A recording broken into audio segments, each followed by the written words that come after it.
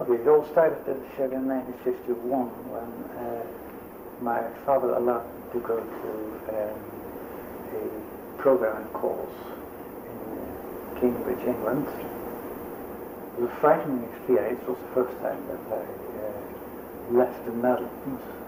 The first time that I had to understand and to speak English. And immediately I was there all by myself trying to follow a course on a totally new topic. But I liked it very much. The Netherlands was such a small country that Van Dengaarde, who was director of the computation center, the mathematical center in Amsterdam, the computation department, he knew of this and offered me a job, which I could only accept in March 1952. And on a part-time basis, I became the programmer of the mathematical center in Amsterdam. They didn't have computers yet. They were trying to build them.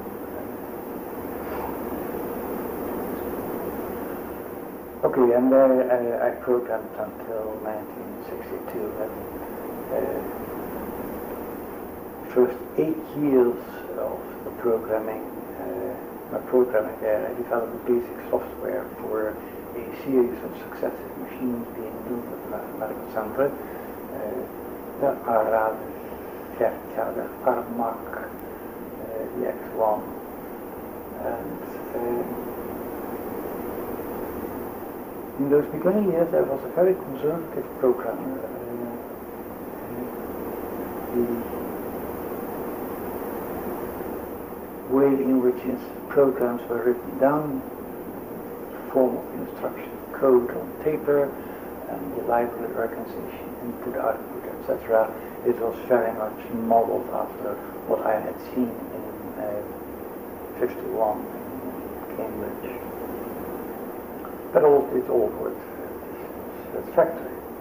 That's my understanding that when you got married, you couldn't enter the term programming? That's true, yes. Your marriage record? Yes. When could that be recognized as a title? I think in the early 60s. Yeah, that's a well-known and true story. I was supposed to study theoretical physics. I did so, and that was the reason for going to Cambridge, because I was being groomed to become an excellent theoretical physicist, and the idea was that if besides all the usual tools I could also use computers, I could perhaps become a better theoretical physicist than people on average. However, in 55, after 3 years of programming, I was still a student. I decided that I concluded that the intellectual challenge of programming was greater than the intellectual challenge of theoretical physics. And as a result, I chose programming. The reason being that for programming was so unforgiving. If something went wrong, I mean, a 0 is 0 and a 1 is a 1. And I had also always, I had never used someone else's software. I used machines that I had myself been involved in the design of. I had documented the instruction codes, and I wrote my own basic software and all of that. And if something went wrong, I had done it. And it was that unforgiveness that challenged me, because I also began to realize that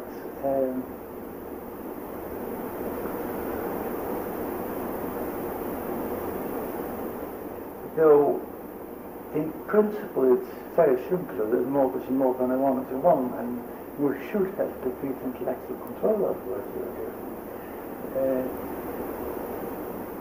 Some strange and not understood way, programs could become very complicated. tricky. So that was at 55 when I decided not to become a physicist and become a programmer instead. It was a difficult decision because, as I said, I was groomed to become a first-class scientist, and at the time programming, well, there was nothing that looked like computer science, which was just a mixture of being ingenious and being accurate. I remember that I envied my hardware friends because if you asked them what the professional competence existed of, they could point out that they knew everything about triodes and pentodes and ALGOLs and electronic gear, and there was nothing I could point to. Actually, well, I made a number of programs and I have very good handwriting. So how did you go about making computing science respectable then? Well, that happened later. It was for me, I spoke to Frana in 55 and explained my dilemma that I had to take leave from science if I became a programmer. And he said, well, first of all, he pointed out that computers were here to stay. It was not a fad. And then he said that he agreed that there was no such thing as a clear scientific component in computer programming, but that I might very well be one of the people called to medical science.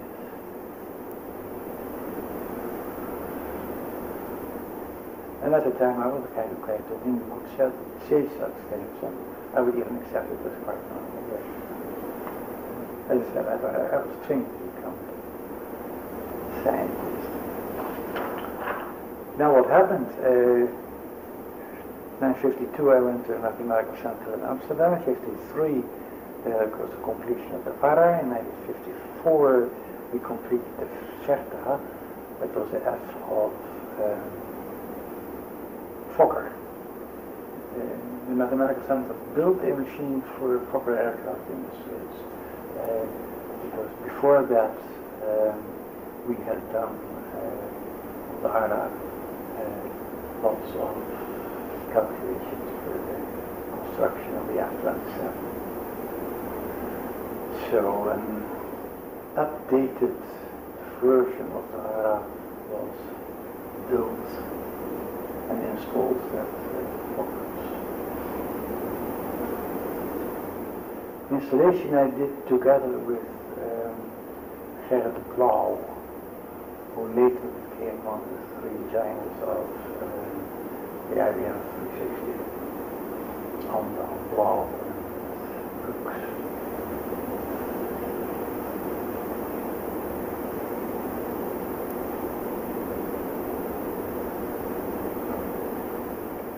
Well, once one funny story about the F-27, which Fairchild later built under the name Fairchild, and could use the same F as Fokker, so it remained the French F-27. On my first visit to Australia, I flew a big 747 from Amsterdam to Los Angeles. Then I changed planes and I got a big 747 Pan American. I flew to Sydney or Melbourne, I don't remember which of the two.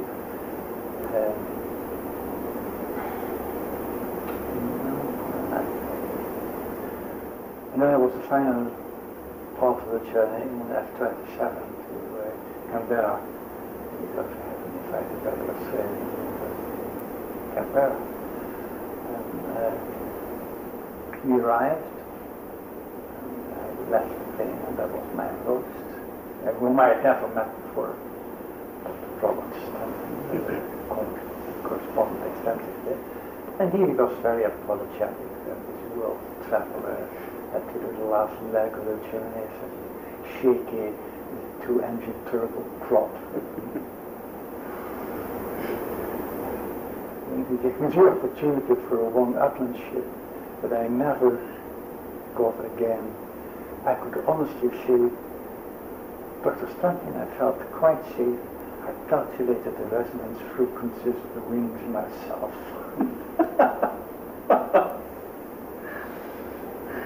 Now, is this the same journey that you continued around the globe and stopped in India? No, that was a different trip? That was a different trip. That was a trip to Japan. Only the big bird disappeared in Delhi. Okay, 54, the completion of the FETA, 55, the decision to become a programmer, then 56, all sorts of things happened. I got my degree as a theoretical physicist, because as soon as I had decided to become a programmer, I finished my studies as quickly as possible. I felt no longer welcome. Physicists considered me as a deserter, and the mathematicians, they were dismissive, somewhat contemptuous by computing anyhow. Yeah, it was all finance, wasn't it?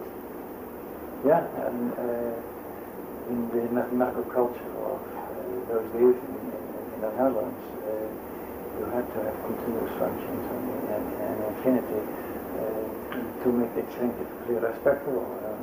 Discrete problems. Okay, I did it in 1956. I got my degree. That was one important thing. The Aramak was completed, and we had to have a festive opening of the machine. It had to be downstairs to all sorts of machines.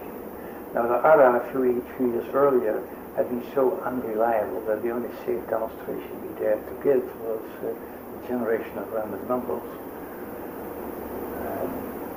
But for the ARMAC, I could try something more reliable. The machine was more reliable, I could try something more ambitious.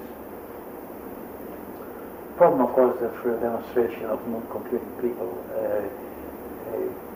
you have to have a problem statement that non-mathematicians can understand, and even they have to understand the answer.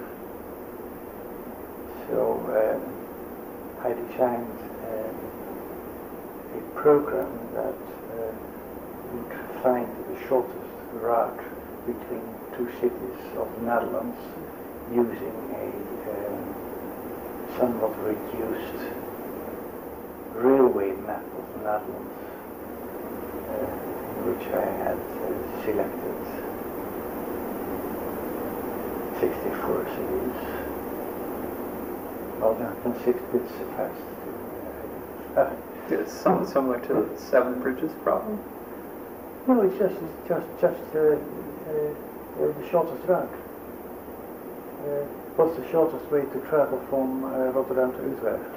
What's the shortest way to travel from Den Helder to Maastricht? Yeah, on a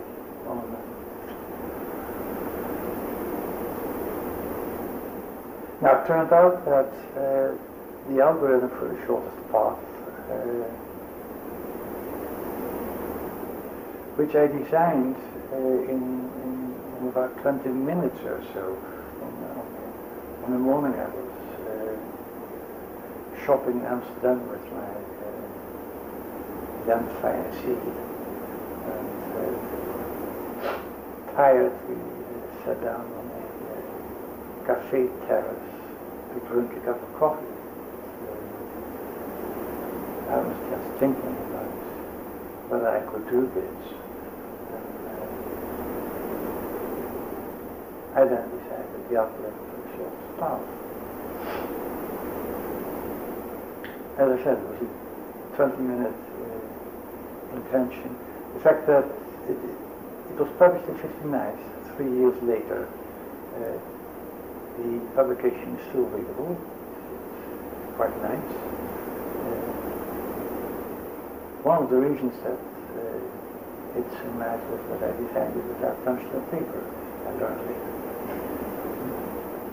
One of the advantages of designing without tungsten paper is that you're almost forced to avoid all avoidable complexity. Now that algorithm became, to my great amazement, one of the cornerstones of my fame. I found it in the early 60s in a German book on management, planning, of Dijkstra verfahren. Suddenly there was a method named after me. It's some economic value. Yes, and it jumped again recently because it's extensively used in all travel planners. And if these days you want to go for Gisdel there, you have a car with a GPS and a little screen and it gives you the shortest way, for instance, from your hotel to Robbie Creek Hills. Yeah? I did generate a map, yes. Okay, well, online, so. I did use it. Okay, now you used your algorithm. You used my algorithm this morning. And,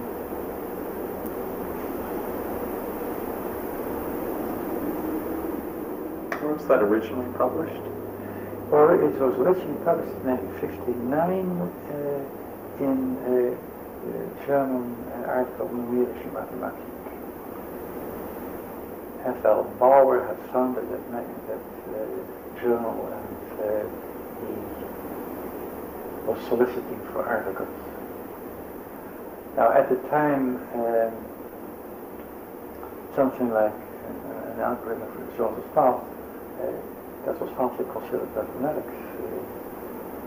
There was a finite way, number of ways from going to A to B, and obviously the shortest one. Well, what's to worry about? So that was why it remained unpublished. But Uncle Felix asked for whether we could contribute something. I said yes, I can. Because in the meantime I had also designed the shortest subspelling tree. I had done that from a hardware friend. You have on a big panel, you have to connect a whole lot of points with the same copper because they have the same voltage. How do you minimize the amount of copper that connects these points? No, so I wrote an article, a note on two problems in connection with graphs, and submitted that.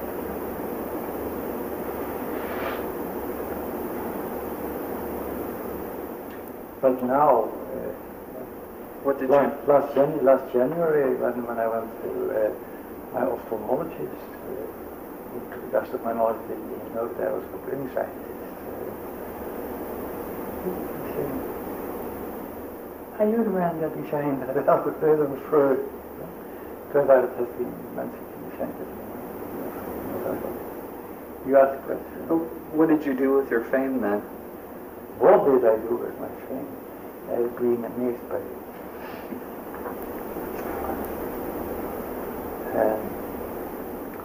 Okay, that was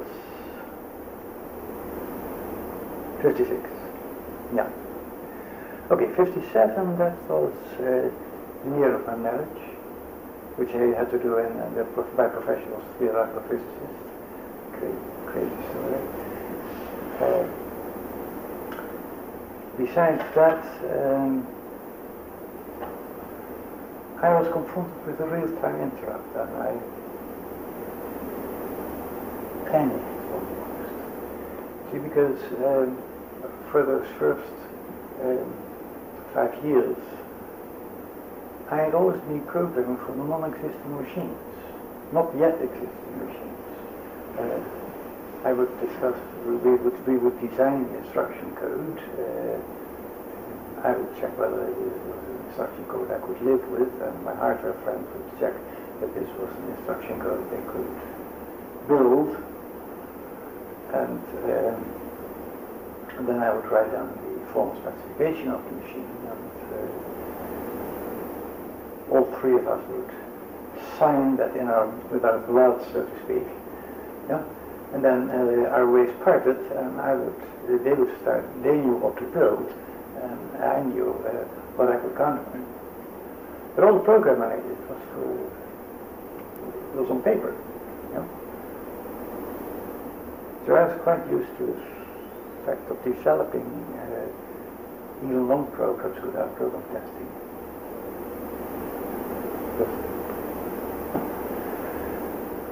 There's no way to test them. There's no way to test them, so you've got to convince yourself of their correctness by reasoning about them. Now, of course, there could be writing errors. I never claimed infallibility. Have to leave that to experts in that field, like the Pope.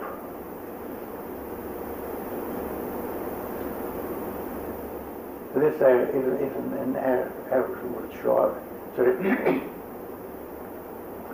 presence of writing error while the machine wasn't there yet didn't matter, because the program went on anyhow, and as soon as the errors would show up, they were simple to correct. However, in '57, I was confronted with the idea of the real-time interrupt. And that created the vision of a program with non-reproducible errors, because the real-time interrupt occurs at an unpredictable moment. And, yeah. Now,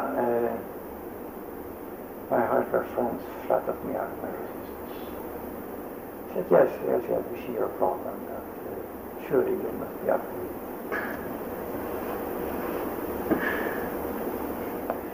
Later I learned that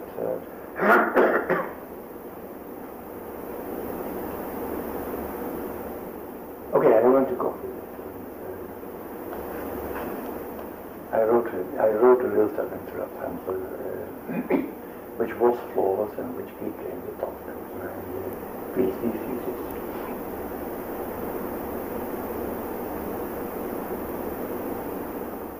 Later I would learn that this was, over here, this would almost be considered as an un-American activity. Why is that? Well, the American reaction was very, very different. When IBM had to develop the software for the 360, they built 1 or 2 machines specially equipped with a monitor. There's an extra piece of machinery that would exactly record when interrupts would take place and from where to where. And if something went wrong, they could replay the game and use the recorded history now to control when interrupts would occur. Yeah. So they made it reproducible. Yeah. Yeah. At the expense of much more hardware than we could afford. And that would have needless to say, they never got ours who's actually right. It's true. Yeah? That's very true. Because now that would have never occurred to a European? no, we were too poor. to consider? Well, to put to consider it, and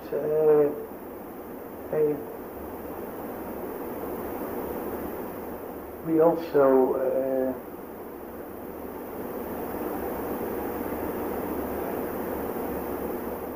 decided that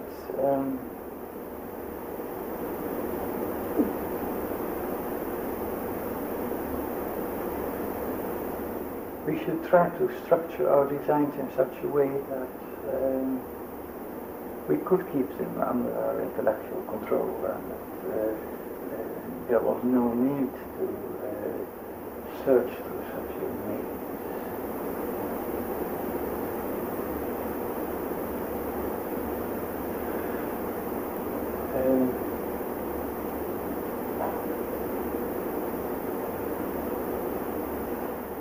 This was a major difference between European and American attitude about progress, to which I will return later.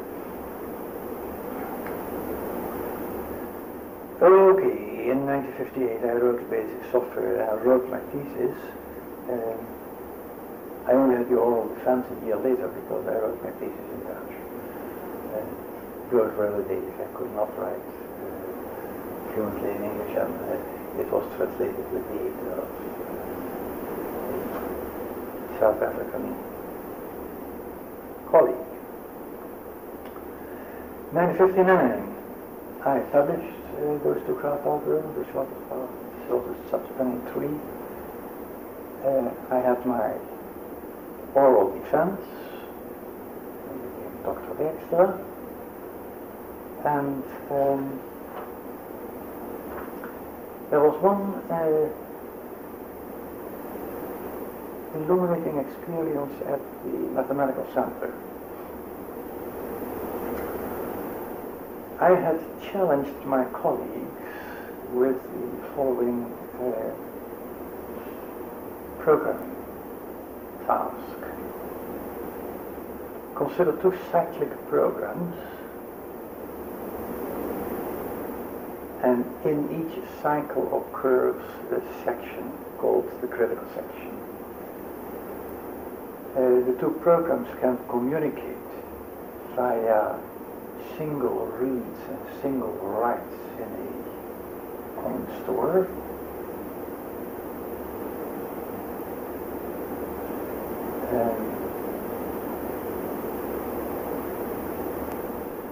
About the relative speeds of the programs, nothing is known. Try to synchronize these programs in such a way that at any moment in time, at most one of them is engaged in its critical section. It's an implementation of the mutual exclusion problem, which later became the cornerstone of the programming in general, underlying the modular concept, a whole lot of it. I had looked at it, realized that it was not trivial at all. There's all sorts of side conditions. For instance, if one of the programs would stay for a very long time in its non-critical section, the other one should be able to go on unhampered. Yeah? So to pass in turn was not allowed. Yeah? And another thing that was not allowed was the so-called after you blocking. That the programs would compete for access to the critical section, and the dilemma would never be solved. Yeah?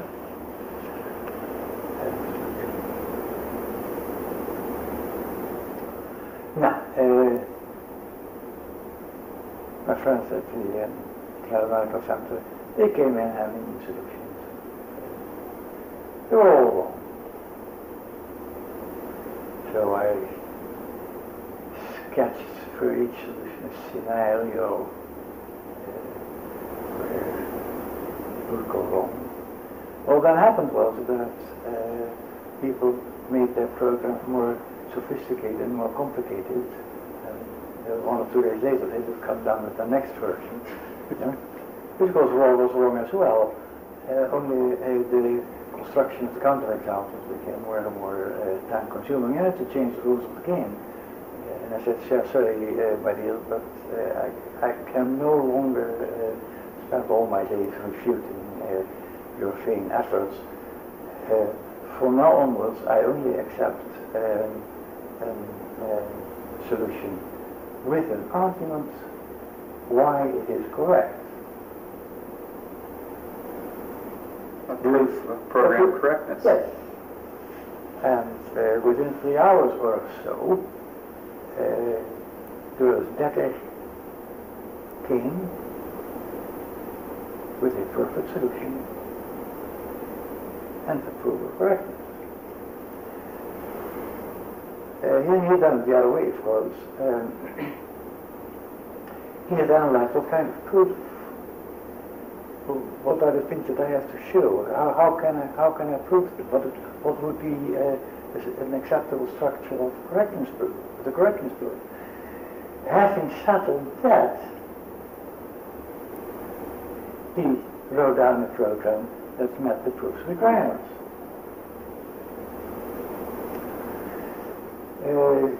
Which very clearly shows that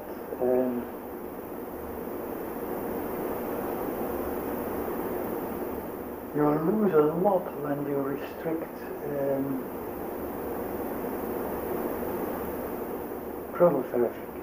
the role of mathematics to program verification a posteriori.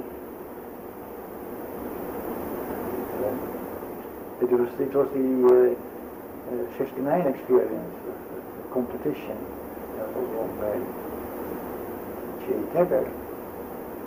That was the first clear indication that excuse me for a moment. Sure.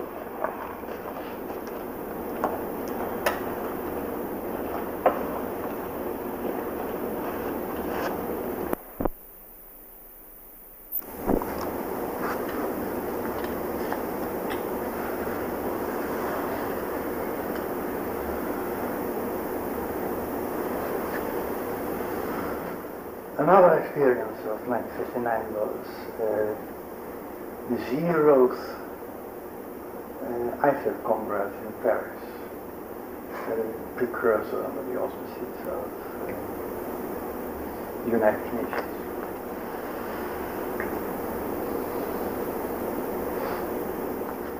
I attended that,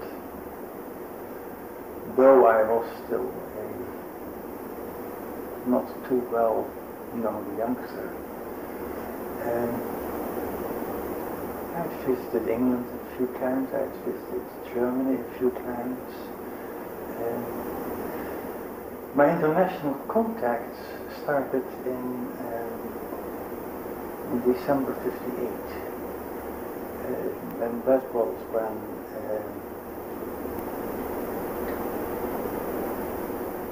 the preparatory meetings for the design of ALGOL 60 started.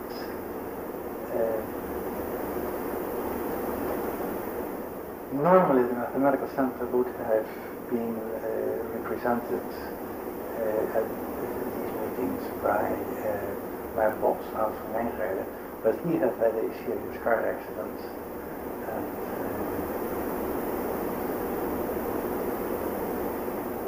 that meant that Jaap Sonneveld and I had to, as an immediate underlings, had to replace him. And Jaap Sonneveld, who was in numerical analysis, he did the numerical work, and I did the programming work. And so I can attend preparatory meetings for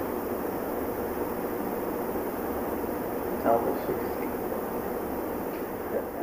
That was about the first time that I had to carry out spontaneous discussions. It was tough. How did you learn? I was Well, I had, of course, had English at school, high school. I read a lot. I have no experience in writing or speaking it. I learned an awful lot from friends as soon as they knew that I liked to be corrected. And I'm extremely grateful to Mike Butcher of the National Physical Laboratory in Teddington, whom I met in December of '53 for the first time. And he quickly made it a rule for himself that he would only correct those errors he heard you make the second time. Because otherwise the conversation was impossible. Yeah?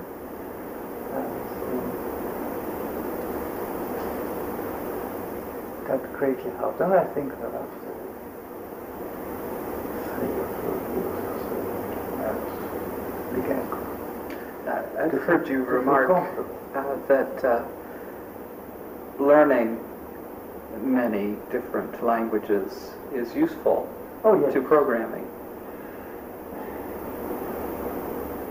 It's useful. There's an immense difference between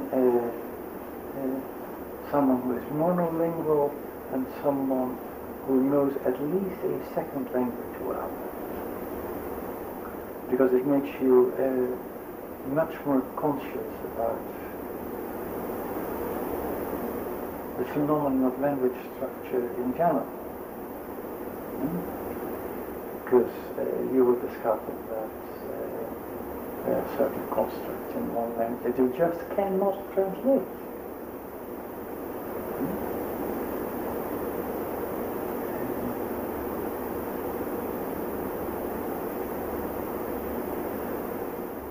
The connection between language and programming is that I was once asked what were the most vital assets, what I consider the most vital assets of the programmer. And I said at the time,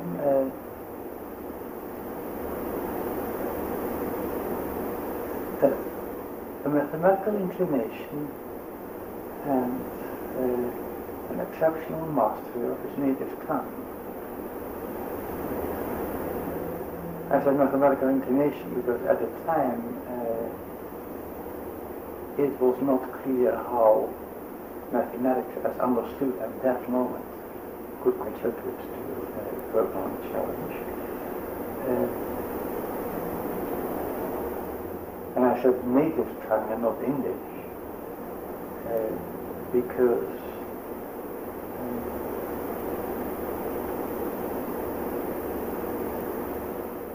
well, for lack of formalism, you have to think in terms of words, and sentences.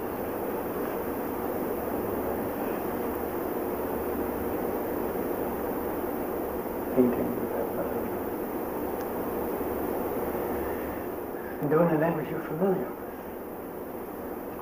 Moreover, but I didn't know that at the time, research has shown that when people acquire a second language, they never get a greater mastery of it than they have of their own language, their native tongue. That clearly sets the standard for how articulate you're going to be.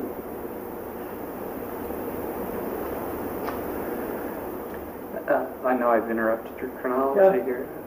For frame of how far away are we from the beginning of the 2.3 IFIP working group? 10 years.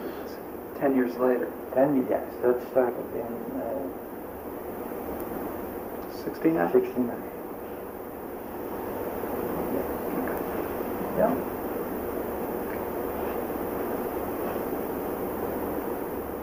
Yeah, and we were at 59 in Paris. At which occasion, one of the main things that I remember from that was that Alan Purvis, Carnegie Institute of Technology. I don't think it was already CMU at the moment. Alan Purvis tried to hire Peter Norway, and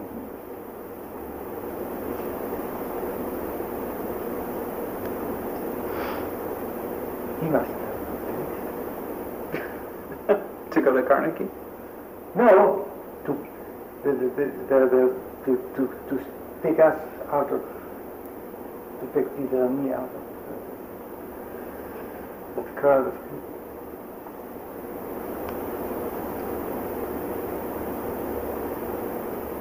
As soon as Peter heard what Purvis would like us to do, he became very contentious. He referred to the United States as a backward country. Peter did? Yeah.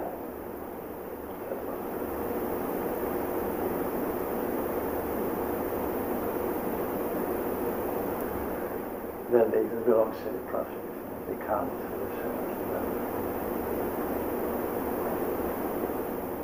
I think he's mellow since then. I've met him for years. He's a friend of Arthur Norberg's, the director Right. at CBI. Right. They're still in touch. Yes, sir.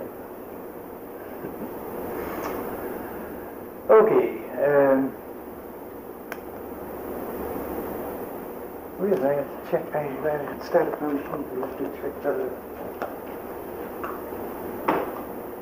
I'm looking for email. Oh, yes.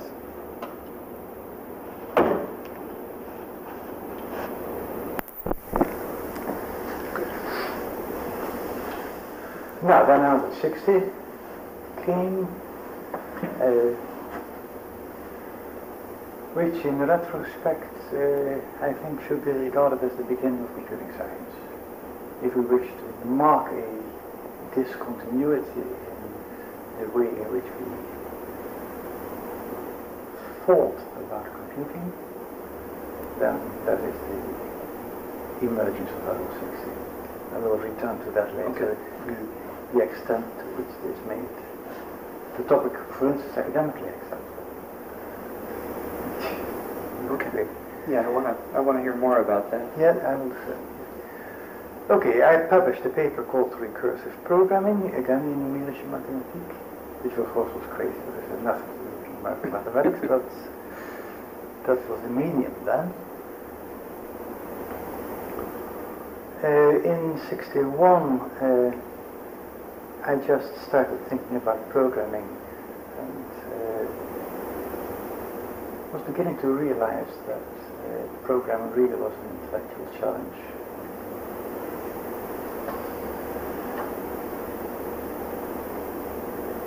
Yeah. And I think that one of the things Peter and I did was be main speakers at a workshop or a summer school that had been organized in Brighton, England. There's some sort of study institute for automatic programming. I've forgotten the man's name.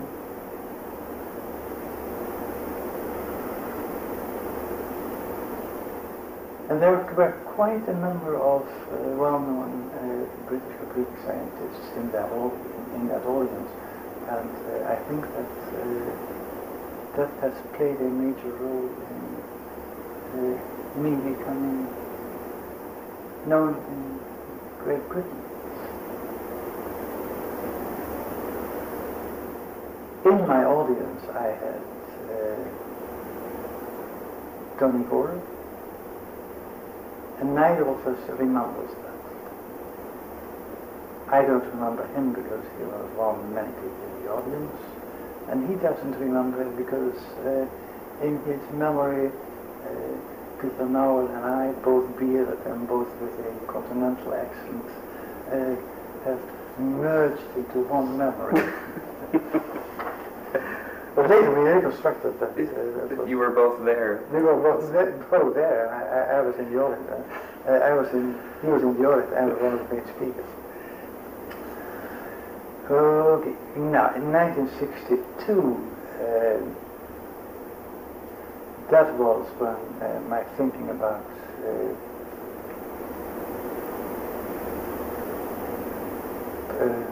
programming synchronization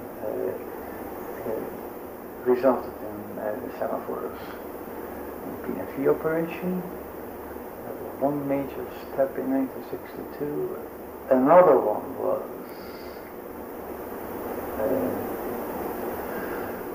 a conference in Rome on symbol manipulation in April or so. Peter was there with his wife, and the girls went through Rome during the day. And one day they came back, and there was a reception at the end of the day. They were walking through the crowd, and they heard one guy summarizing the political situation to the other. And he explained it, of course, quite clear. There were the Americans, and there were the Germans, and the French, there were the English. Et alors il y a les deux Fidel Castro. Peter and I were both handshakes. That's the first thing.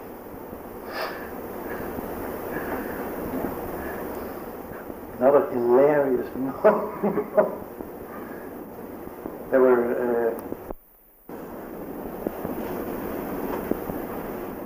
and we had all sorts of nasty comments, but we made it a rule that we would go downstairs and go to the microphone in turn. So it was my turn, I would go, and next time. And this had gone on for an hour or so.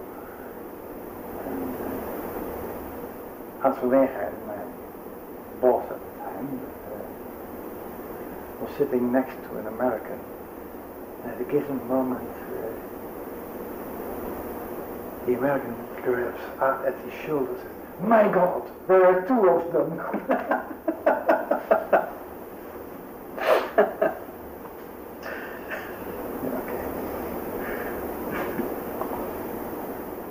This may be included in oral history.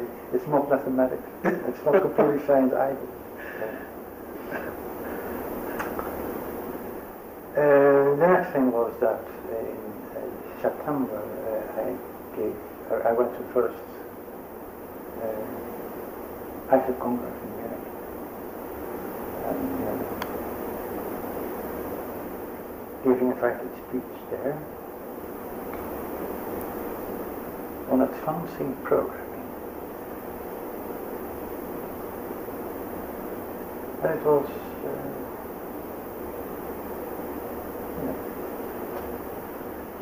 I got a number of curtain calls. Clearly I was telling something unusual. I will return to that also. Now then I became a professor of mathematics in Eindhoven, and for 2 years I lectured in numerical analysis, learned how to do that, and follow systems. By 1964 I was had designed the I/O organization, the hardware specifications of the Electrologica X8. That was the last machine my friend built, and started with the design of THE multi programming system. It was completed a few years later. Of course, 64 was the year of in which IBM announced its 360. I was horrified. I was extremely cross with Jerry Blau, with whom I had cooperated and who should have known better, because there were serious flaws period of time interrupted in the IO organization. Which you had discussed with him before. No, I hadn't, but he should have known of my Ph.D. thesis, and he should have known about the care that's devoted into the design of substance. But that clearly was not part of the IBM culture.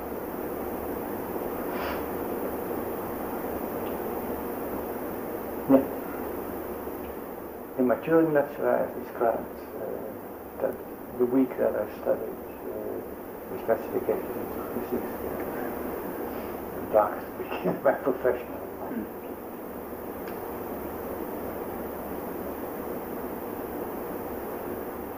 In a NATO conference in 1969 in Rome, I have characterized the Russian decision to build a bit-compatible copy of the IBM 360 as the greatest American victory in the Cold War.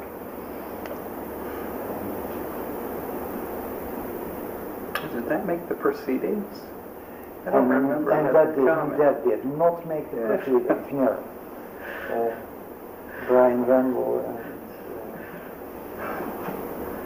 John Buxton weeded that out.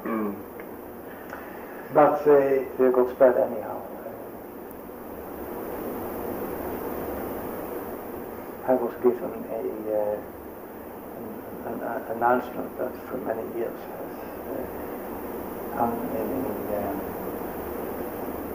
has been posted in the Soviet Computation Center.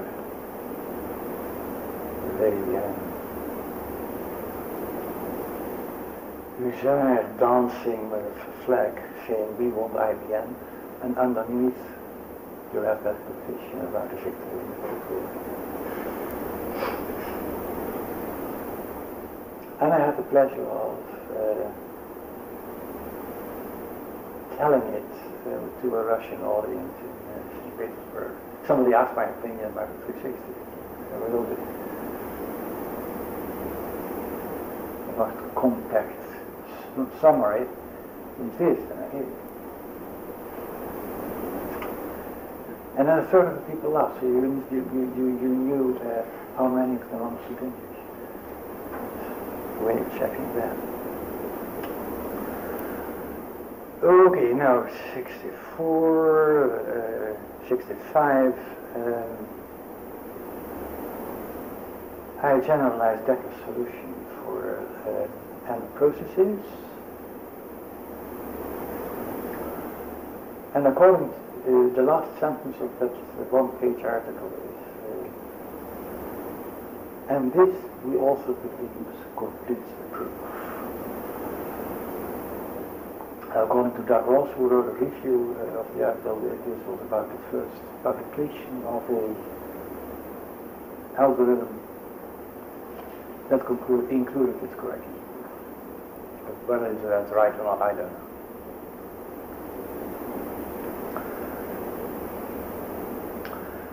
And yes, I wrote cooperating sequential processes. I invented the problem of the dynamic principle, which later became known as the problem of the dynamic philosophers. That name was given to it by Tony Word. I gave an invited talk at the IFIP Congress in New York. Your first trip? No, it was my second trip to Congress. My first trip had been in '63. That was to an ACM conference in Princeton.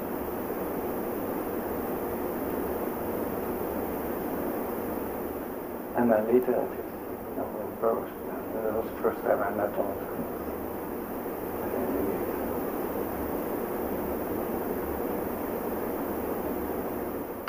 Talk about fame.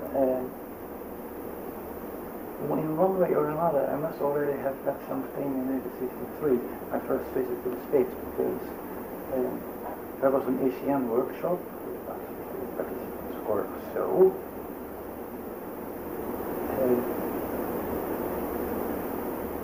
And I was invited to join. And they paid us $500. $500 was quite a lot in those days.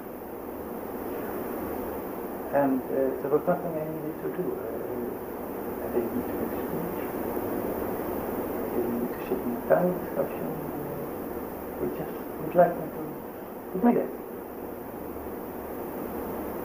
Quite amazing. Yeah. Well, that was my first visit. And then I found some other money to do some work there when I was at the other side of the level. What do you remember of your first two trips to America that surprised you about the way the profession seemed to be operating? Well,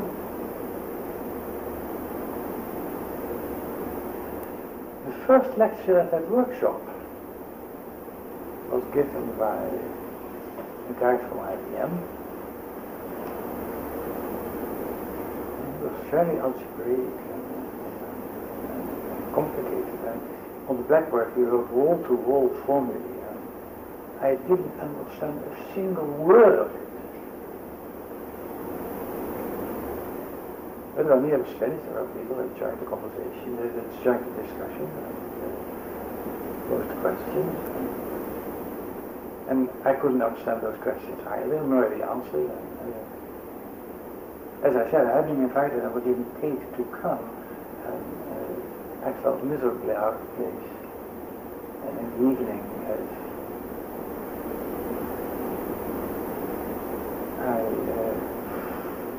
during a reception or so, I voiced my worry that I was on false premises. How come, oh, at first thing I didn't understand a word of it.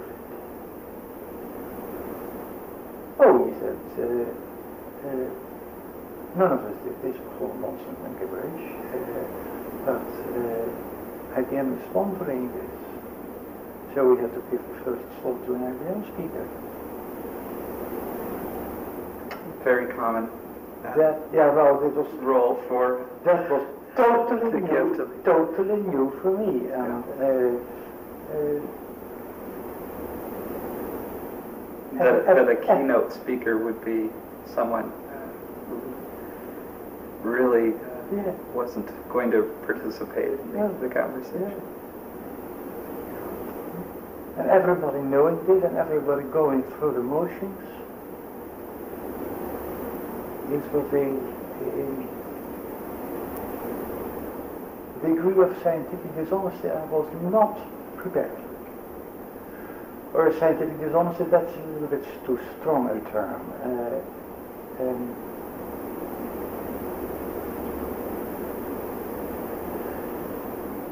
Let's say that the fence between science and industry, the fence around the university campus, is here not as high as I was used to. And were public intellectuals and scientists under attack in those first two trips? Do you recall? Oh yes. The way they were a couple of years later?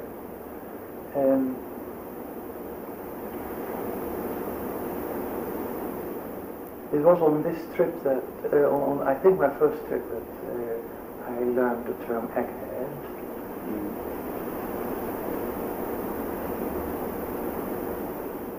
Yeah.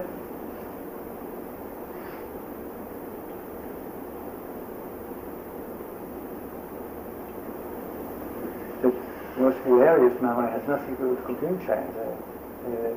I was sitting in front of the old Nassau Inn in Princeton. There was a reunion of 4 veterans, or 5, and they wanted to have their picture taken, and the wife of one of them would take that picture. However, that was an early Polaroid lens camera, and you had to keep it, hold it, and she couldn't do that each time. A minute later, when the thing came out, it was all blurry. I had just I had seen that.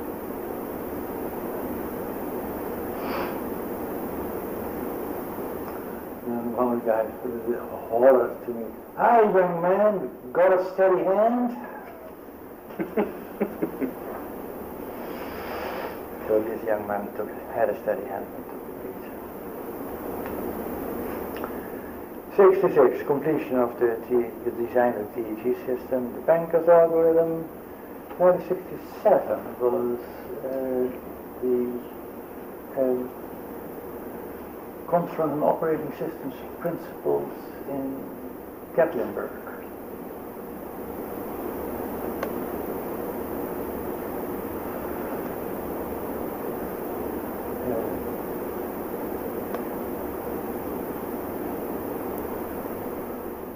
That, I think, was the first time that I addressed a larger audience.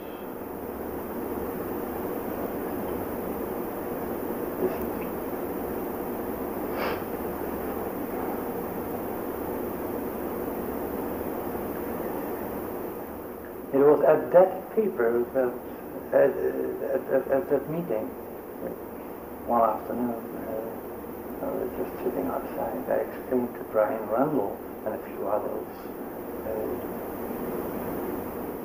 one of the reasons why the go-to statement introduced complexity. And Dearson published that. So I sent an article to the communication of the ACM called "A Case Against the Go-to Statement." The editor of the section wanted to publish it as quickly as possible, so he turned it from the submitted article to a letter to the editor, to be published immediately. And in doing so, he changed the title into "Go-to Statement Considered Powerful." What was the original title? The original title was "A Case Against the Go-to Statement." Well, that changes things. Yes. Significantly. Yeah. Yes, and that title became a template. Hundreds of articles have appeared on the form with titles X considered harmful, X anything. I've even seen somewhere Dijkstra considered harmful. The editor who made this change came close to it. Wow. That is a phrase that's entered the lingo. common. Yes. Yes. Yes. Yes.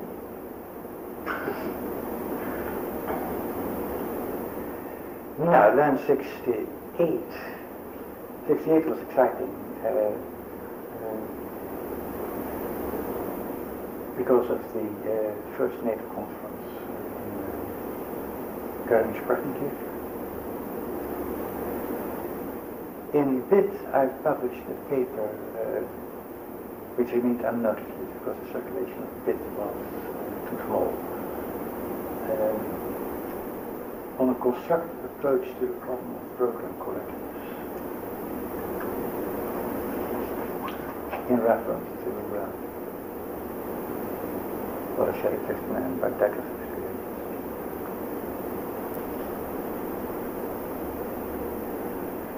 '68 was also the year of the IBM advertisement in Declamation of a beaming Suzy Meyer in full color, who had just solved all her programming problems by switching to PL1. You know, those days where we were led to believe that the problems of programming were the problems of the physicists of God. They could come and there would be no problems anymore. And APL was unsatisfactory? APL, but was it already there? 16? I believe so. Maybe it hadn't. It got a slow start. How did they characterize it? Programming language for the future. The programming techniques of the past.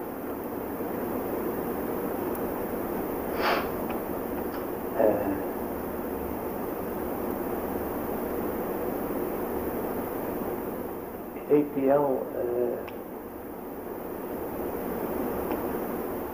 lost my respect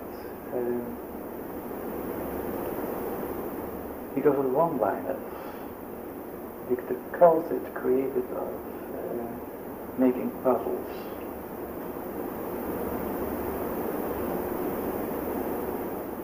And one of the things that I had taught in Munich in 1962 that I find actually was that programmers should not be puzzle-minded, which was one of the criteria on which IBM series. That we would be much better served by clean, systematic minds in the sense of elegance.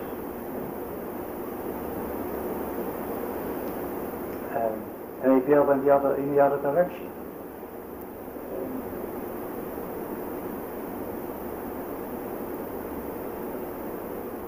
I've been exposed to more APL than I like, because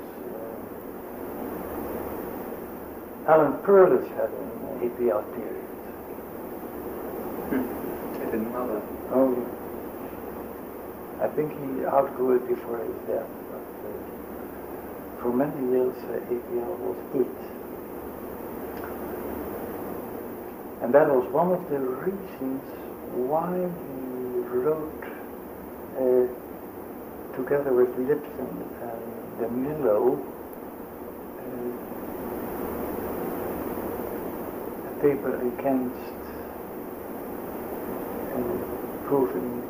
against correctness proofs.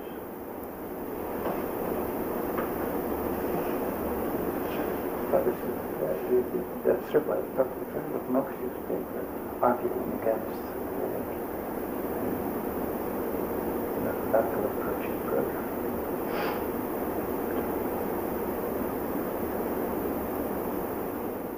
What was wrong with ALGOL?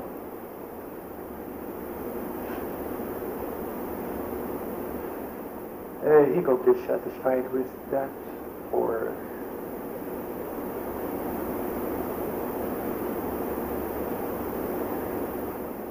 I haven't understood the development of Alan Perlis.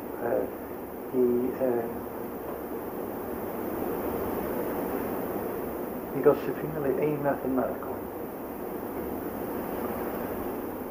Well, that was a reaction to his environment considered socially acceptable. Well, it was not known. I don't know.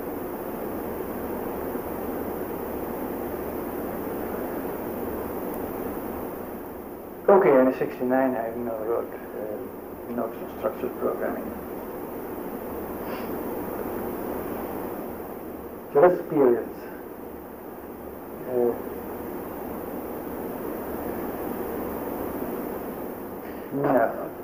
Doug Ross is a friend of mine. And Douglas T. Ross. Right. He is also a trustee of the Babbage Institute. Uh-huh. And he says that to this day he doesn't understand what all the fuss was about, or that there really was a fuss at Garmisch or in Rome, and that it was much ado about nothing. Do you remember it that way? Is it more controversial? Not at all. I don't think he was at either place.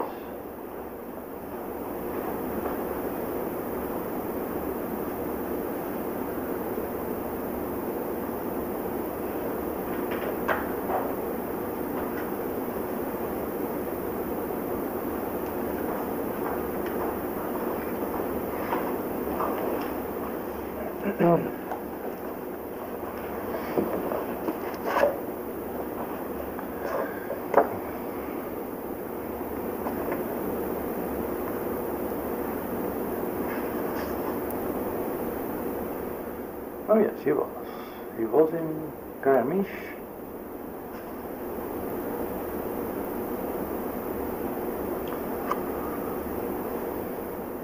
Now we can check his quotations.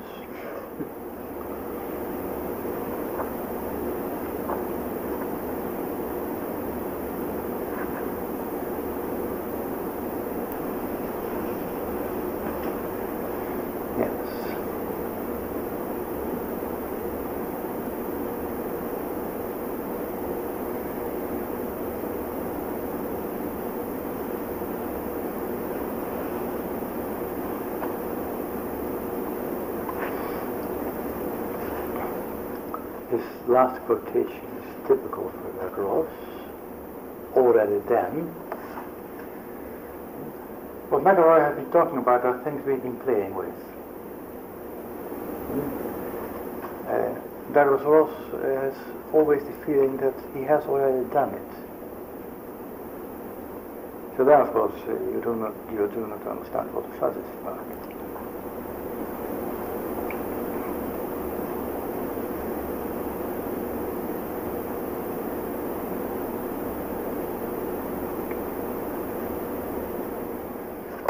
Yeah. Rome was there. Yeah. As noisy as the previous time.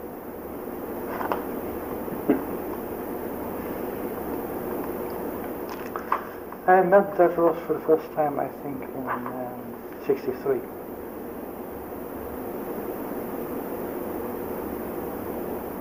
At the ACM workshop? At the ACM workshop, yes.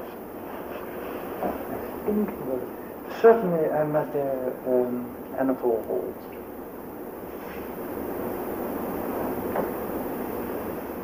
For quite some time I thought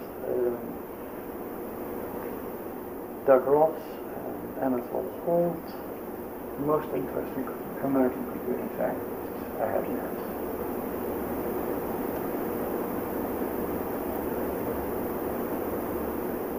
Do you still see Doug at the working group meetings? Yes, I met him, he was our last January meeting at Santa Cruz. We had to leave early. And why does structured analysis have to be so different than structured programming in his mind? Don't ask me about it. Yeah.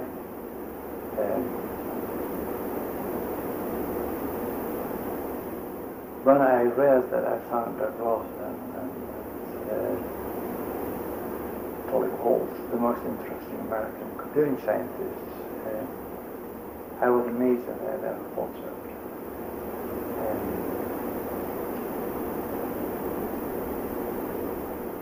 What attracted my attention was that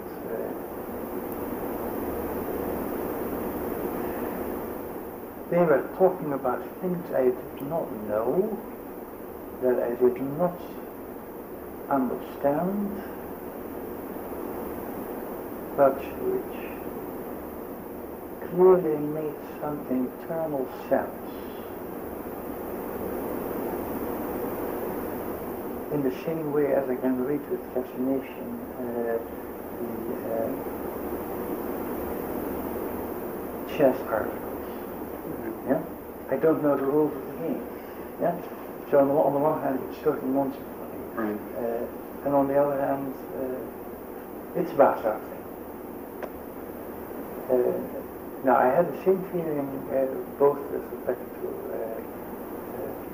Doug and Tully. Maybe Rich Macklin, because I talked about them to my wife yesterday. I consider being both the victim of the same disease, called philosophy. I think Doug actually would agree with you. Yeah. That he's succumbed to his own philosophy. Yeah. And it's become, if I understand you right, a very self-referential system, unless you share the worldview. Yeah. Well, thanks for that. Now,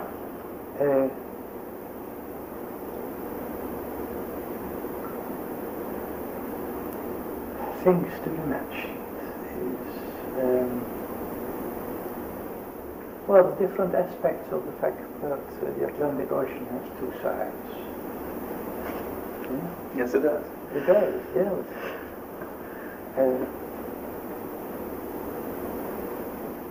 I have a feeling that I cannot talk about this with some authority. But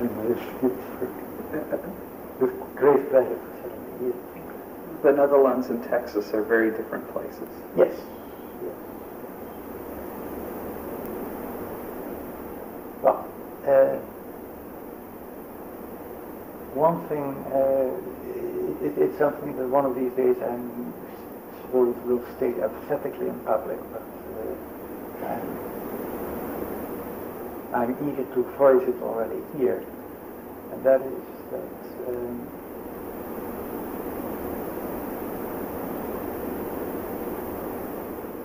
I think that thanks to the possibility of communication, we overrated simplicity.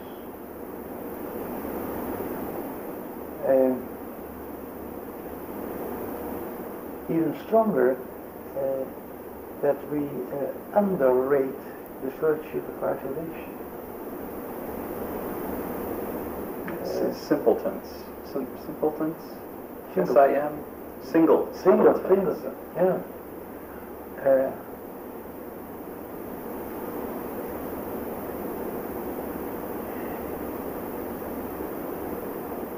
You see, for instance, the 63 invitation of the ACM workshop illustrates. Already at that moment where I had published very little, I hadn't done that much either. I think I'm at level 60 and I've written a real-time interest handbook. And furthermore, I had just been a professional programmer. Yet I turned out to be quite unique. How come?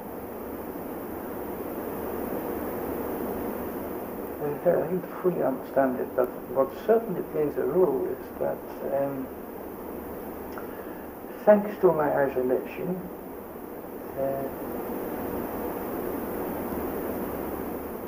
I would do other things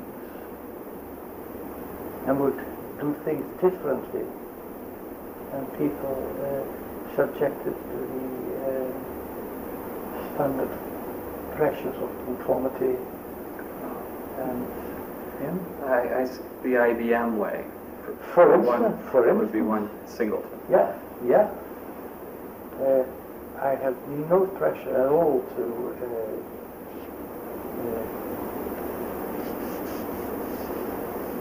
please IBM or please the people who thought that IBM was great. I was free man.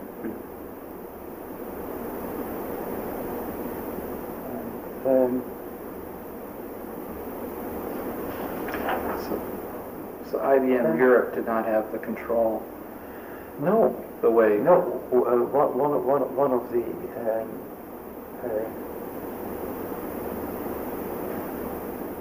one of the things that saved Europe is that until 1960 or so, the first 10 years, so to speak, it was not considered an interesting work. So we were ignored. We were spared the pressure.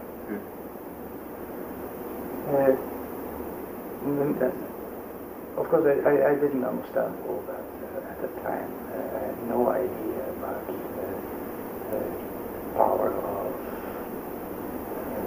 large companies.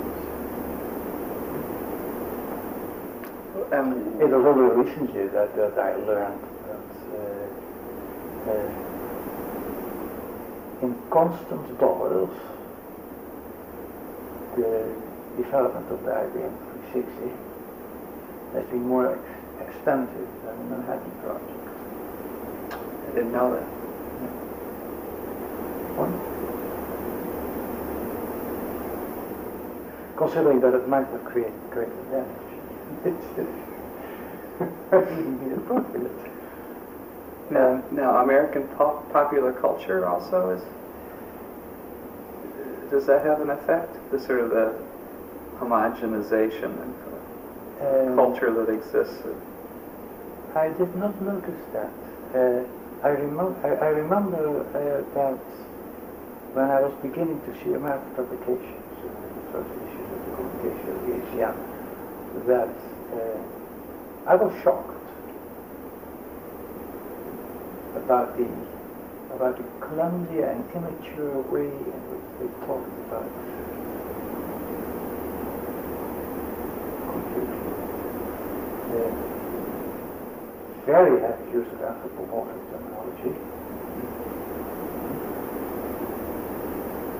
Electronic machines and machines that think, yeah. Now that's absolutely killing, because one of the most devious things we do is existing in time. And the use of anthropomorphic terminology forces you linguistically to an operational view. And makes it practically impossible to argue about, very difficult to argue about programs independent of the possibility of being executed. So is this why artificial intelligence research seemingly doesn't take hold in Europe? It's because there is a clear there was a very clear financial constraint. At the time, we had to use machines who could foresee stuff. There was also a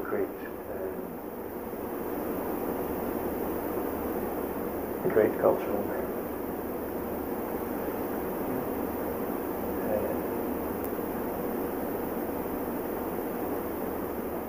The European mind tends to maintain a greater distinction between man and machine.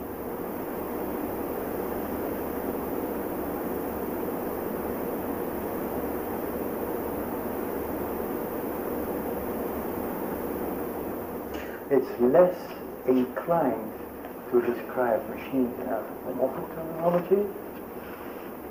It's also less inclined to describe the human mind in mechanical terminology.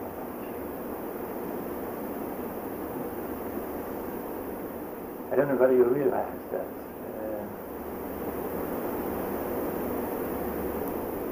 Freud never became a rage in Europe as he has become in the United States.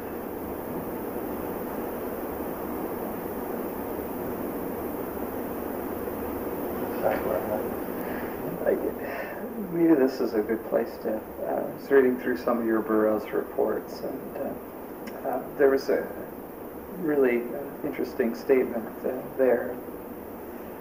Forgive me for repeating this back, but you said the tools we use have a profound and devious exclamation mark, influence on our thinking habits and therefore on our thinking abilities.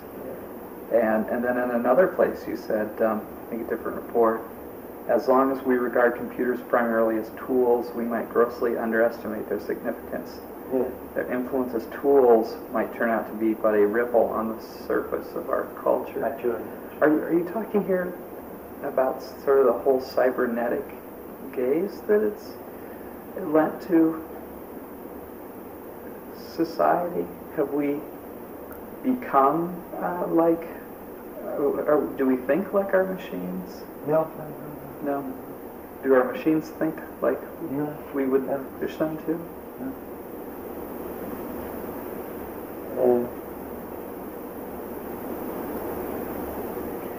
The devious influence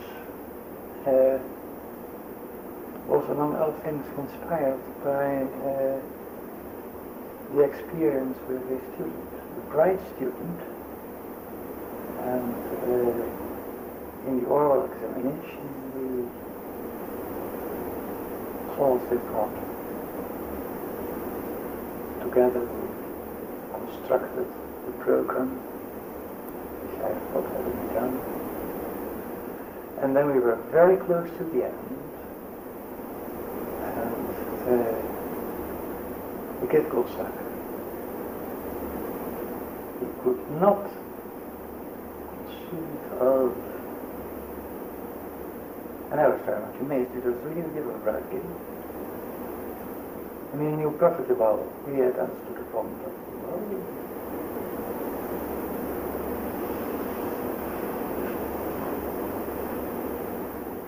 And he noticed that he got stuck and without acceptable reason. Yeah?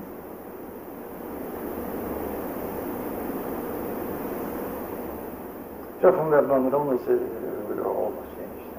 We had already his grade, in my mind at least. We discussed how he got stuck. Turned out that what he had to do was to write in a subscript position, subscripted value, something that was not allowed in Frana. And having been educated in Frana,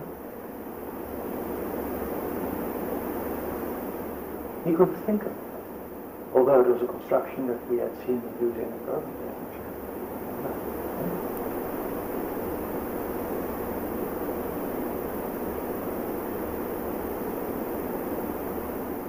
So the use of that language had made him useless in solving that. Yeah.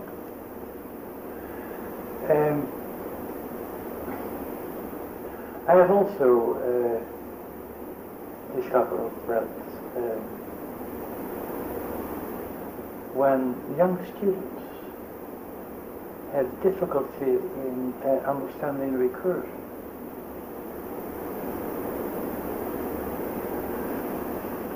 it was always due to the fact that they had learned to program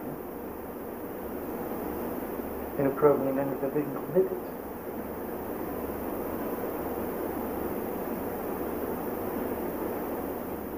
Now and then, if you are not trained in such an operational way of thinking,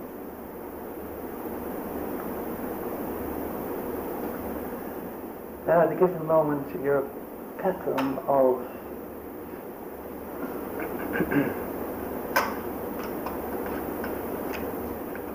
that's all. At a given moment your pattern of understanding becomes visualizing what happens during the execution of the algorithm, but the only way you can see the algorithm is as a front program. Your pattern of understanding becomes familiarizing yourself with what that person that we're doing. Which of course meant that understanding recursion implied that he felt mentally compelled to implement recursion in Frana.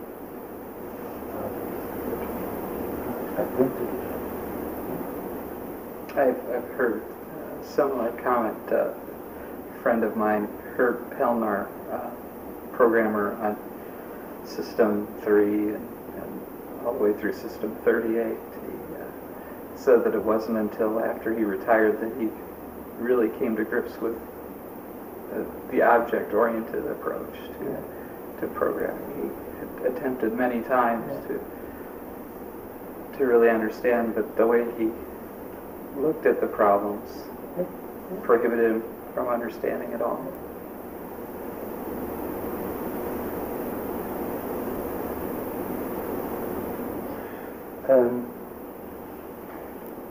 Any answer then in future years for future students, so that they might avoid the same trap? Yes. Teach them as soon as possible a programming language that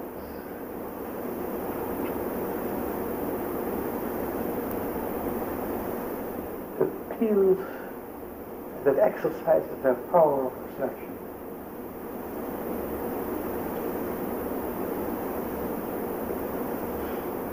Hash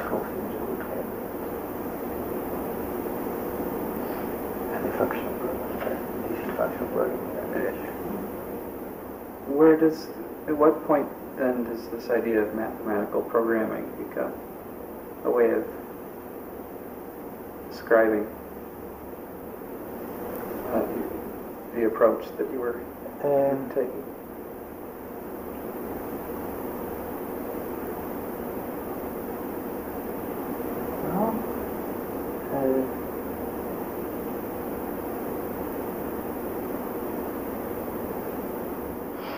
Was that a term you coined, or was that mathematical opinion? No. It was an idea that someone else.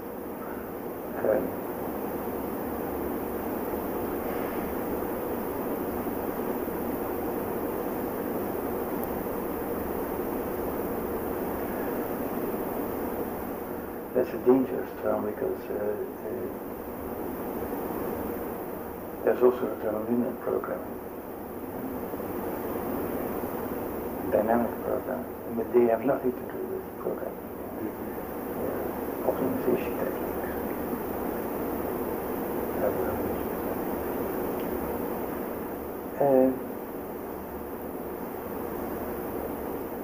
And never mind that mathematical it sounds like a contradiction in terms. Yours is. Well, that was one of the things that I learned in 1968 in the cracking case. See, I was at the Department of Mathematics of the Technical University, and your fifth time.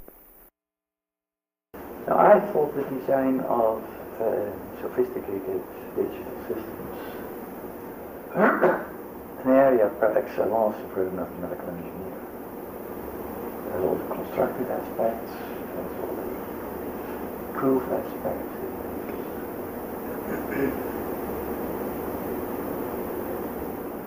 Of course,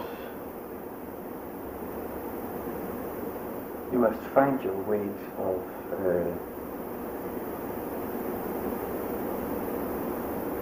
shaping a program in such a way that its intellectual control becomes amenable to the techniques of scientific thought. Well, in Garbage Python here, I learned that in the years of the Americans, a mathematical engineer was a contradiction in terms. Because clearly the American mathematician is unpractical, whereas the American engineer is hardly academically trained. To this day. To this day, yeah. Yes. And that makes all these discussions very, very difficult. You know, realize that all important books will get different. Slightly different.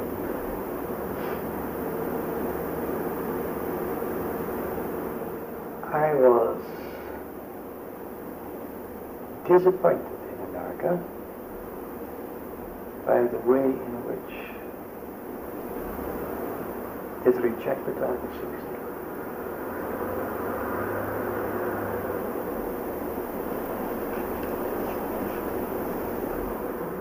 Had not expected it.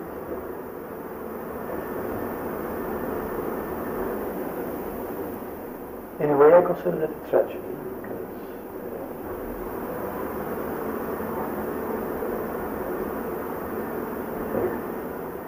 it is a symptom of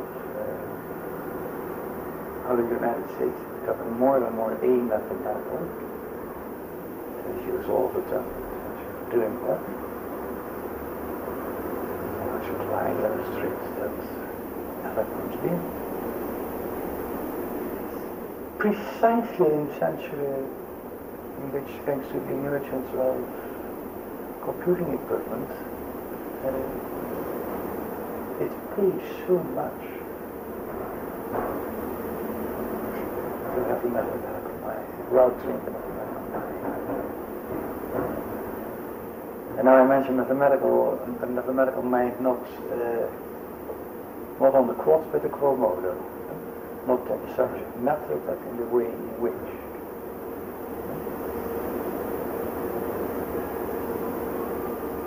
The way in which you can recognize someone being a mathematician, even if you do what you never thought about. But the business of America is business? Is that one of the... This country can absorb as many COBOL programmers as it can produce. Yes. Yeah.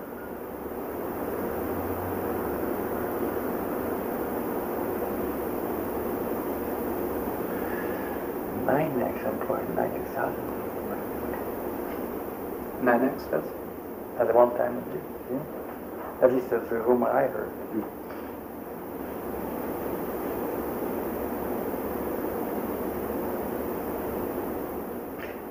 Yeah. I wanted to ask you another question about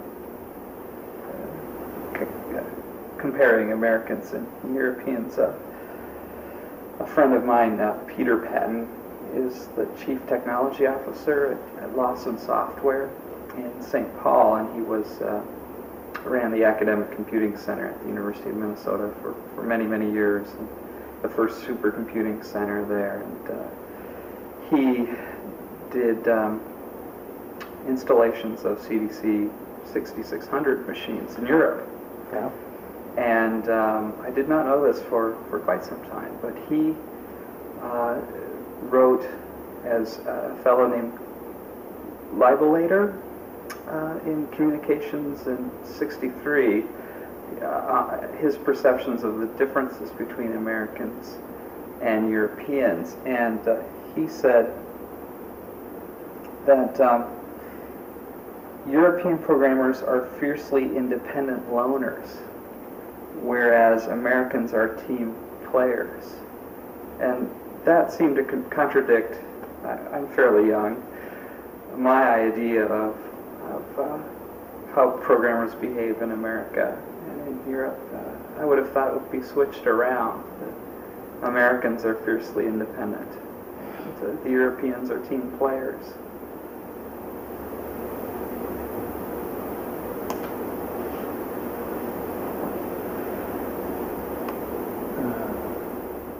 Shall I make coffee?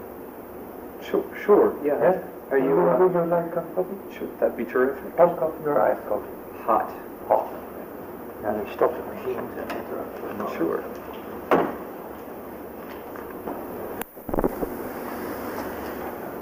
Did you want to address that comment? The comment about the loneliness and well, when I came in Eindhoven at the Department of Mathematics, with an experience of 10 years at the Mathematical Center, engaged in large projects. And there was something of a cultural shock, in the sense that I came used to cooperate and apply division of labor in a community in which everybody worked all for himself.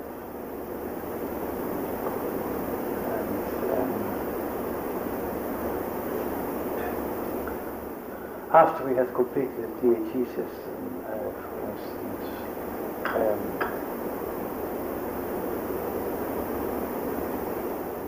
Nico Haberman wrote his Ph.D. thesis.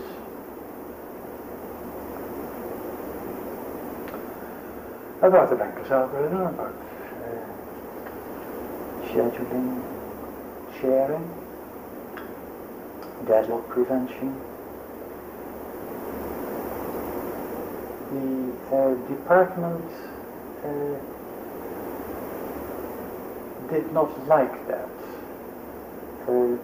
because it was not clear how much he had done by himself and how much everything has been done in cooperation. Yeah.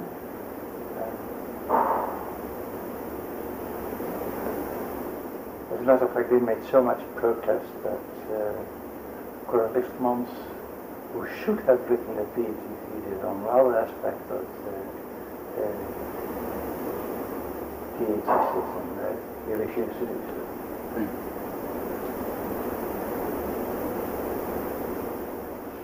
For fear that he also would... Yeah. So one, certainly not a stimulation.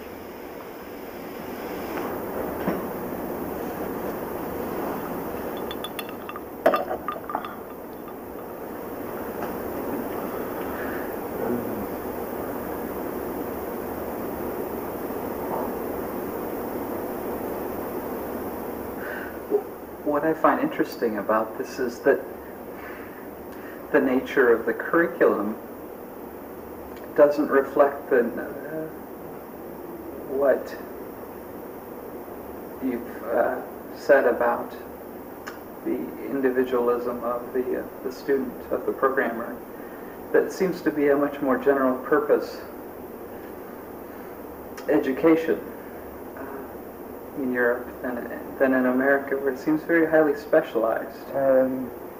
Is the outcome of the curricula different?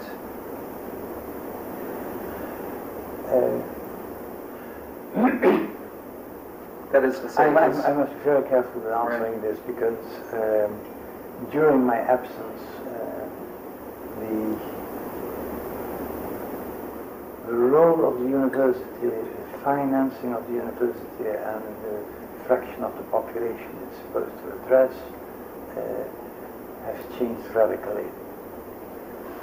That's already started.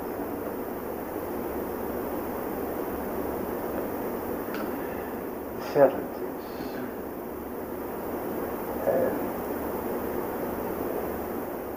So whatever I say about the university is out of date and also probably idealized by memory. Mm-hmm. Yeah? Mm-hmm. But the major difference was that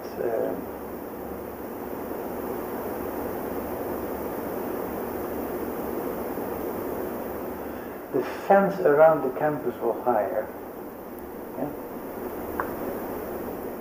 To give you a very simple example, when we started to design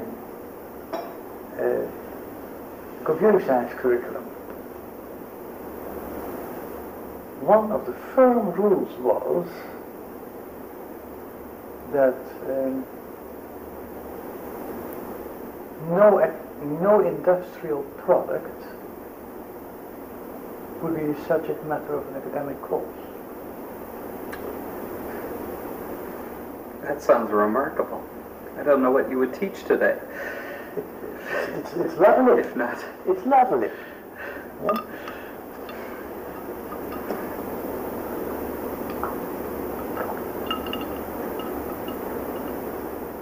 In media rules are all Java courses.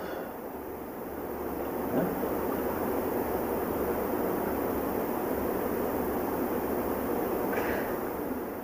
And yeah, that's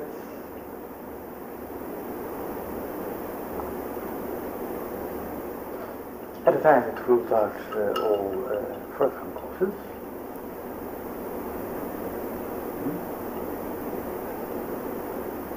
Which we taught at ALGOL 60. Which was a much greater eye-opener than Frana.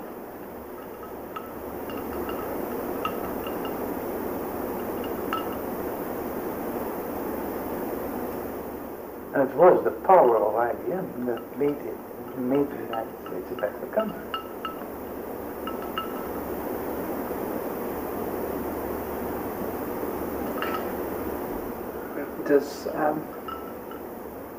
Is there a relationship between this, the curricula, and the nature of funding of universities?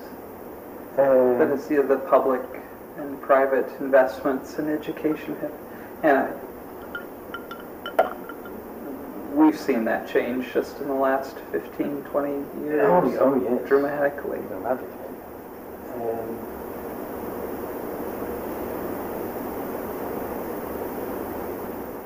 Do those make computing science different? The choices you make must be different. Yes.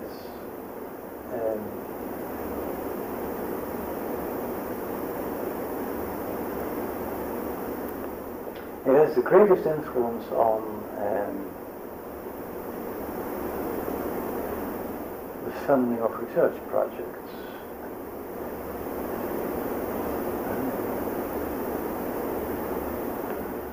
Quite regularly I see that firm XYZ is proposing to give student fellowships or something, and then somewhere in a small print you see that in preference they will be given to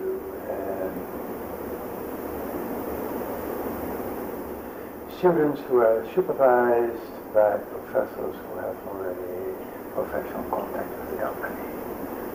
I think versions like that. Are those proposals accepted at UT Austin, or are they rejected, modified? And I don't know, but I'm afraid that UT Austin is not as critical as I would have hoped. I don't know. Sure. I don't know whether we should discuss this in an oral history. Well, we can always remove it. Do that during lunch. Right.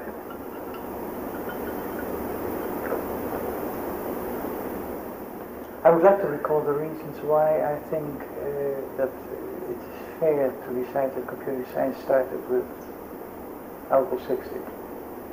Sure, yeah. We haven't done that. And I also want to know why it's why computing science comes from different departments, it seems, in America and in Europe. Yes. So I don't know if those conversations can be threaded together, but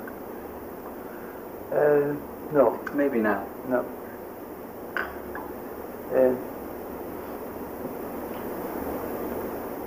Now the reason that ALGOL 60 was such a miracle, if you take into consideration that it was a university project, it was a committee project.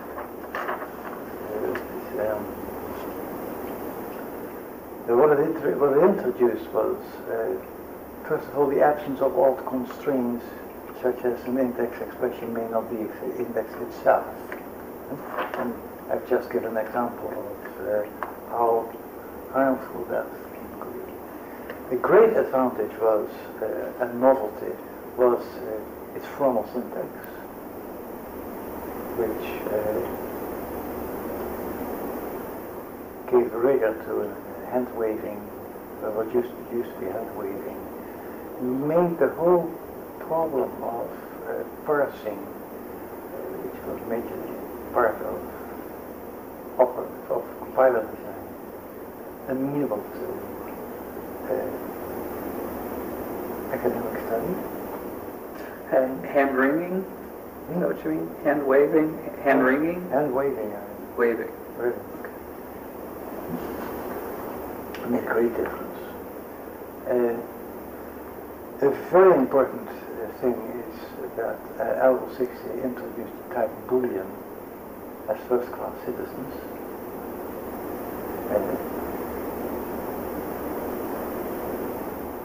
The fact that the Boolean expression is not a statement of fact that can be wrong or right, yeah? But that you can view as an expression that has a value. Yeah? And how great that step is, I learned from my mother, who was a gifted mathematician, that she could not make that step. Yeah? For her, 3 plus 5 is 10. Yeah? Was not a complicated way of saying false, it was wrong. Yeah?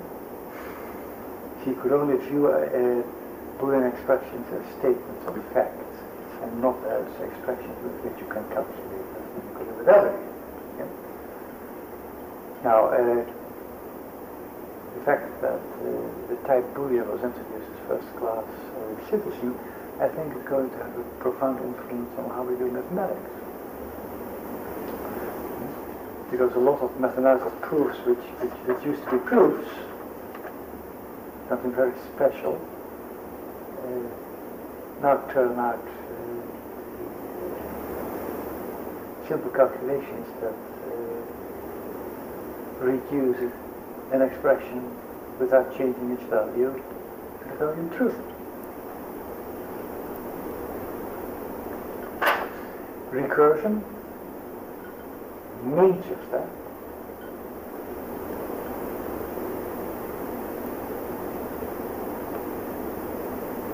Yeah. This was introduced in a sneaky way. The draft ALGOL 60 report was circulated in one of the last days of December 59 or so, and we studied it and realized that recursive calls were all but admitted, though it only wasn't stated. I phoned Peter Nauer and dictated him one sentence. He suggested that he include it.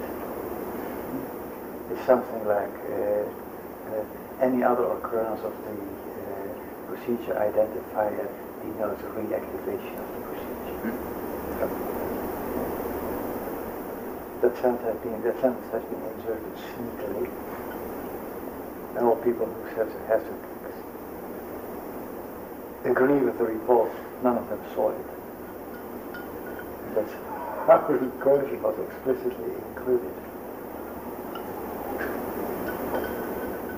Was it called recursion? I bet. Oh yes. It was. Oh yes.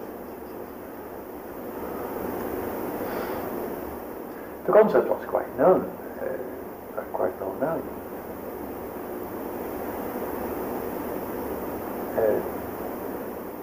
Tentative versions of this did already exist.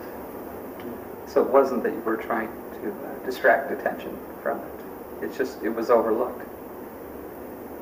We made it overlookable, yeah.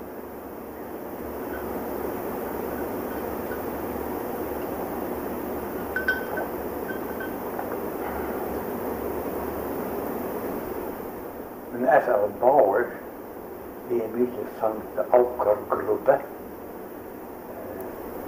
was a group that would together implement a subset of ALGOL 60, and from the subset ALGOL recursion was ruled out.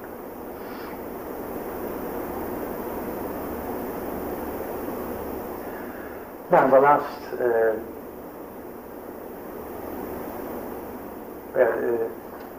block structure.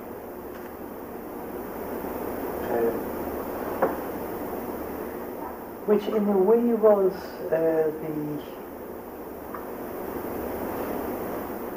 the first effort to use syntactical means for improved intellectual controllability of the design.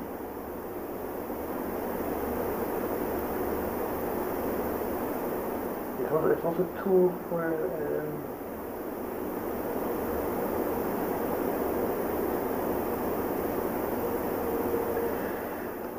structuring the program.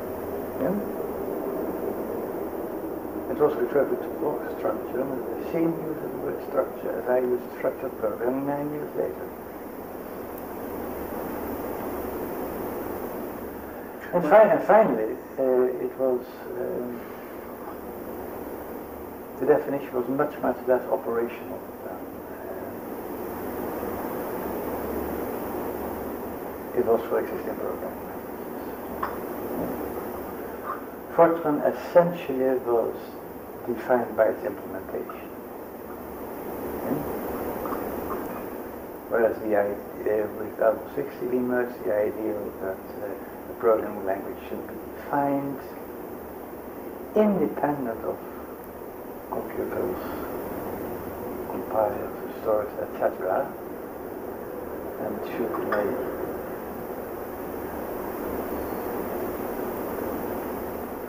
should as such define what the computer has to achieve. And that separation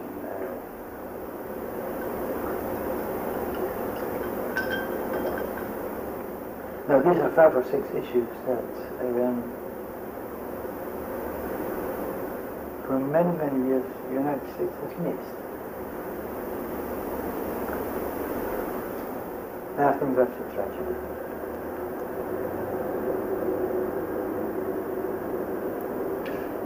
And all the arguments are misplaced. Yeah. Against. Yet the one that I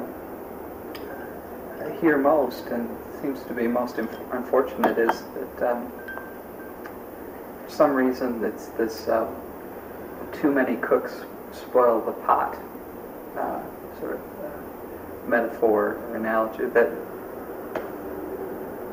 because ALGOL was the product of many minds somehow, that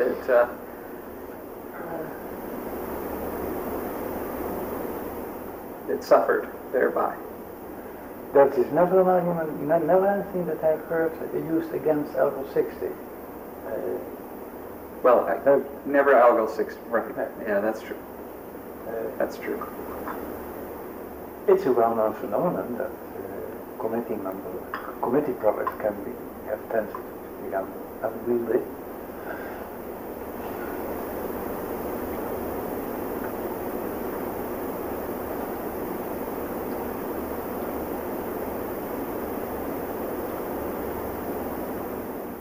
No, it was the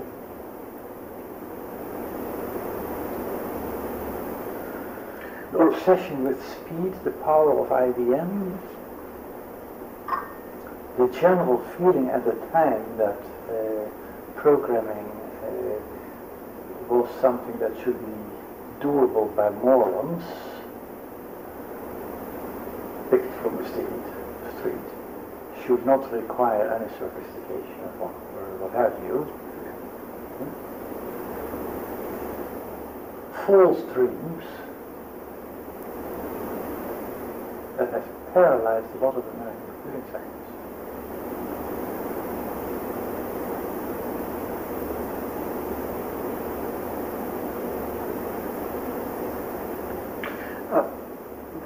This is something that even Fred Brooks has seen.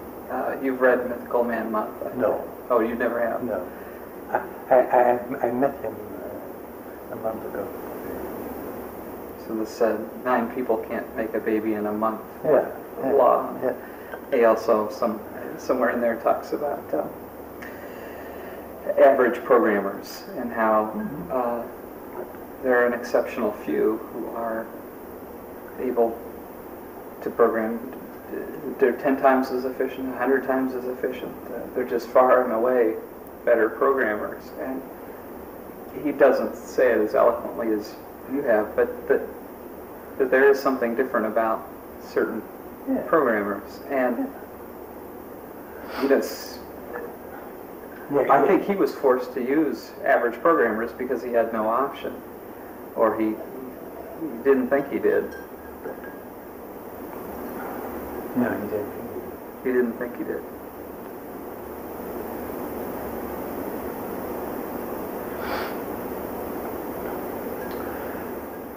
I designed a THE operating system, multi-programming system. All the synchronization, all that stuff was beautiful and flawless.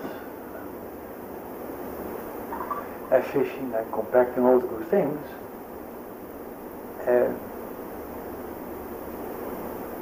It made no impression on industrial programming at all.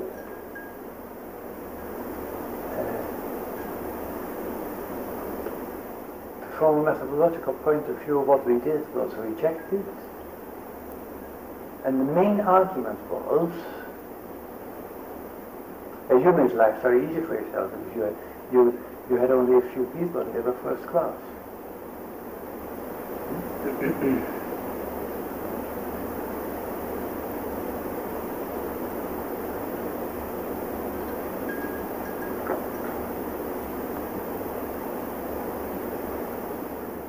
As I said an hour ago or so,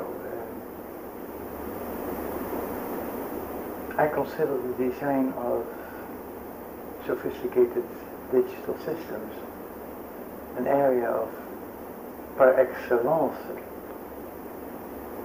for the mathematical engineer. There are few areas where it pays so well. Would you like another cup of coffee? Right. Enough? Okay. Enough. There are a few areas where it pays so well to be sufficiently bright and well trained.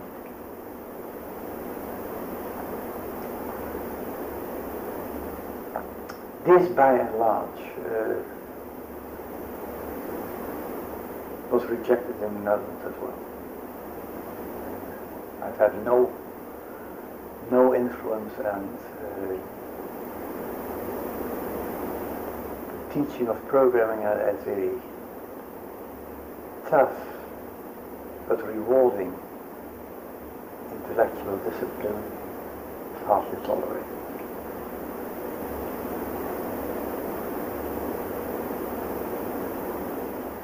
But you must have convinced people here when you came.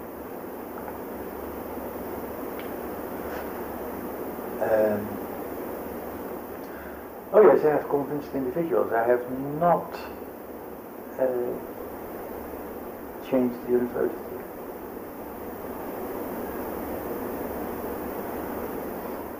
Forgive me, I've forgotten now, but who made the hiring decision when you came here? That was the Department of Computer Sciences.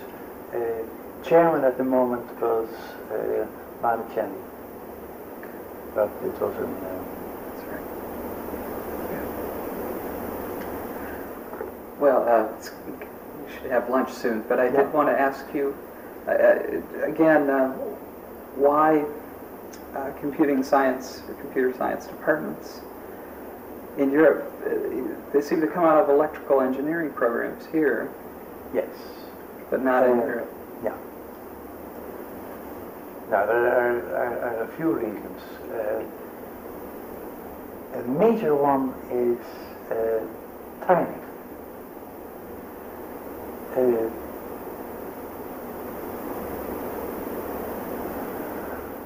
For financial reasons, Europe damaged by World War II was later.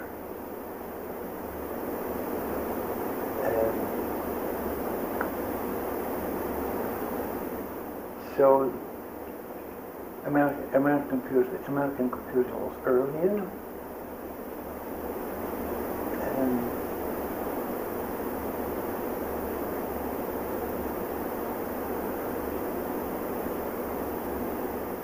computing industry emerged earlier.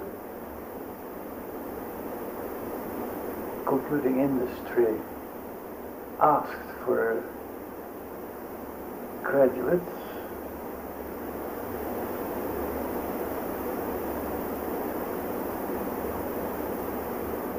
which increased the pressure on the universities to supply them, even if the university didn't quite know how. Now the net effect is that in many places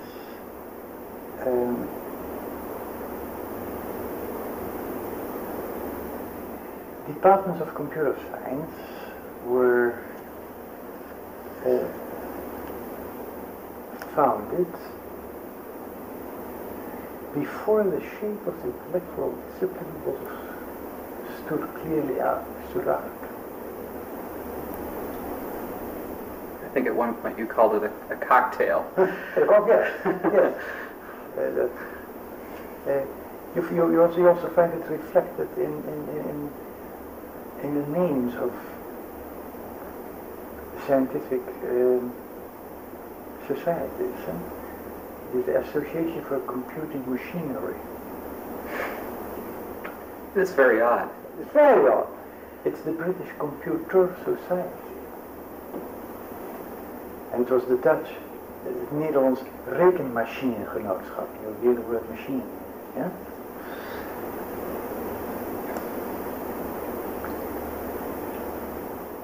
Wat was het? And here you have the department of computer science. Rather than computing? Rather than the department of computing science, or the department of computing, department of computation. Yeah?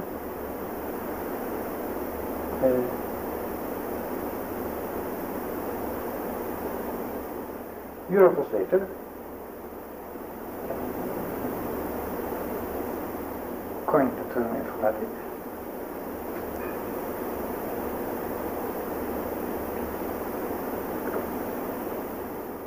Tony Hoare was professor of computation. It's about 69 informatics. Informatique. So that's been a riddle for some time. Yeah. No one's been really able to pin down when it's... The French have, I thought it was the French that used it.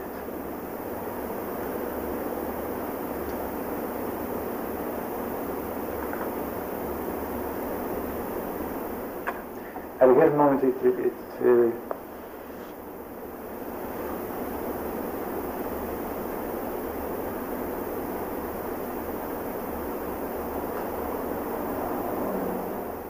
English today, they give very much with the prefix information technology, IS, information systems, information science, I think systems.